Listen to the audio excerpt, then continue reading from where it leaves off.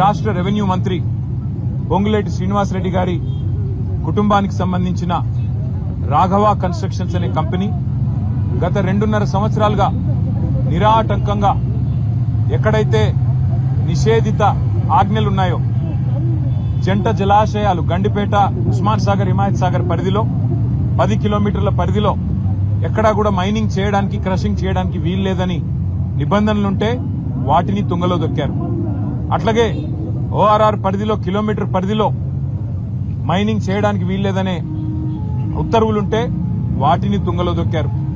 అట్లాగే వారికి సంబంధం లేని భూమిలో అసైన్డ్ భూమిని చెరబట్టి అందులో ఏ పర్మిషన్ లేదు, మినరల్ డీలర్ లైసెన్స్ లేదు, పొల్యూషన్ బోర్డు నుంచి ఇచ్చే కన్సెంట్ ఫర్ ఎస్టాబ్లిష్మెంట్ కానీ కన్సెంట్ ఫర్ ఆపరేషన్ కానీ లేదు. అట్లాగే మరి ఎలక్ట్రిసిటీ కనెక్షన్ లేదు, ఇండస్ట్రియల్ డిపార్ట్మెంట్ పర్మిషన్ లేదు. ఏదీ లేకున్నా గత 2.5 సంవత్సరాలుగా నిరాటంకంగా 100 కోట్ల ప్రజా సంపదను రెవెన్యూ మంత్రి గారి కుటుంబానికి సంబంధించిన కంపెనీ కొల్లగొడుతున్న విషయాన్ని ఆధారాలతో సహితంగా గవర్నర్ గారికి సమర్పించాం.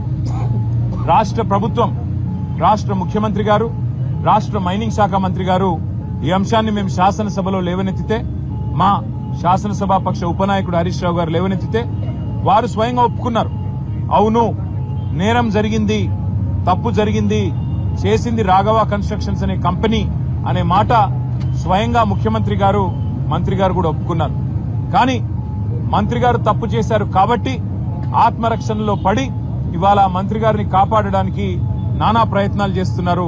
అందులో ముఖ్యంగా ముఖ్యమంత్రి గారు ఎదురుదాడికి దిగి మంత్రి గారు చేసిన నేరాన్ని కప్పిపుచ్చే ప్రయత్న భాగంలో వారు అన్న మాటేమంటే గత 10-12 సంవత్సరాలుగా జరుగుతున్న అక్రమ మైనింగ్ మీద విచారణ జరిపిస్తాం, కానీ సిబిసిఐడి విచారణ జరిపిస్తామని చెప్పి ప్రభుత్వం ముందుకొచ్చింది. మేము అడిగింది ఏంది? సభా సంఘం వేయండి, అన్ని పక్షాల శాసనసభ్యులు, శాసన మండలి సభ్యులతో కూడిన ఒక సభా సంఘాన్ని ఏర్పాటు చేసినట్టయితే వాస్తవాలు వెలుగులోకి వస్తాయి. మంత్రి గారితో పాటు 100 అక్రమ మైనింగ్ సంస్థలు ఏవైతే ఈ ప్రభుత్వం, కాంగ్రెస్ ప్రభుత్వంలోని పెద్దలు బినామీల పేర్ల మీద నడుస్తున్నాయో అవన్నీ కూడా బయటకు వస్తాయని చెప్పి మేము సభా సంఘం వేయమంటే సభా సంఘాలకు విలువ లేదు అంటూ ఇక్కడ శాసనసభ వ్యవహారాల మంత్రి, ముఖ్యమంత్రి స్వయంగా మాట్లాడుతూ ఉన్నారు. వాళ్ళ నాయకుడు రాహుల్ గాంధీ గారేమో జాయింట్ పార్లమెంటరీ కమిటీ కావాలి అని పార్లమెంట్ లో పట్టుబడతారు.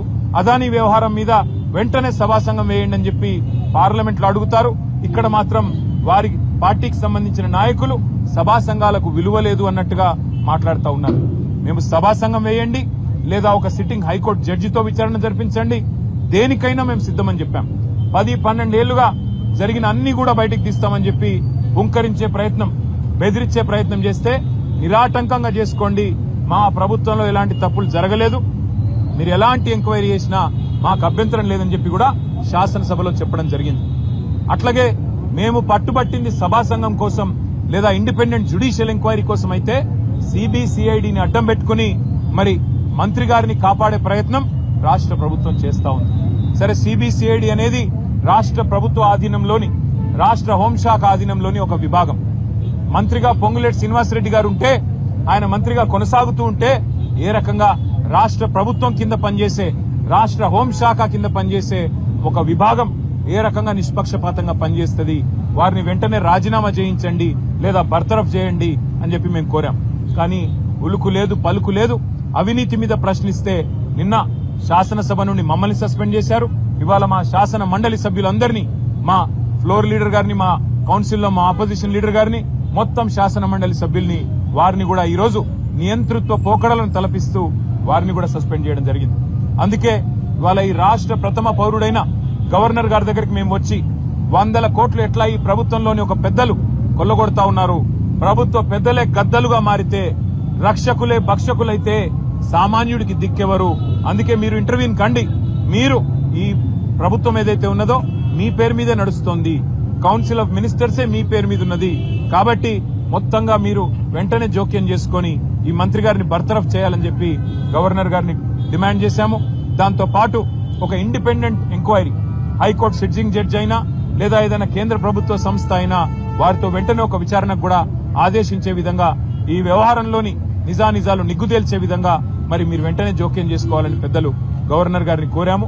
మేము పరిశీలిస్తామన్నారు. ఇది నిజంగా కూడా ఇందిరమ్మ రాజ్యం అంటే గవర్నర్ గారు గుర్తు చేశాం.